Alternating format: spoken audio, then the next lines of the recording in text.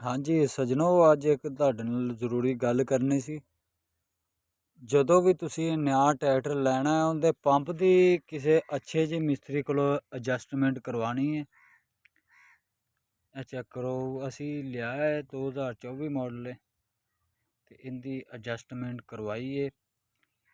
ਇਹ ਜਦੋਂ ਮਿਸਤਰੀ ਐਡਜਸਟਮੈਂਟ ਕਰਵਾ ਦਿੰਦਾ ਹੈ ਨਾ ਜੀ, ਕਰ ਦਿੰਦਾ, ਅਤੇ ਇਹ ਤਕਰੀਬਨ ਜ਼ੋਰ ਵੀ ਜ਼ਿਆਦਾ ਲਗਾਉਣ ਲੱਗ ਜਾਂਦਾ ਹੈ ਔਰ ਇਸ ਦੇ ਨਾਲ ਜਿਹੜਾ ਡੀਜ਼ਲ ਐਵਰੇਜ ਹੈਗੀ ਨਾ ਜੀ, ਇਹ ਵੀ ਕਾਫੀ ਕਮ ਹੋ ਜਾਂਦੀ। ਤੇ ਇਹ ਜ਼ਰੂਰੀ ਗੱਲ ਕਰਨੀ ਸੀ, ਇਹ ਲਾਜ਼ਮੀ ਖਿਆਲ ਰੱਖਿਆ ਜਾਏ।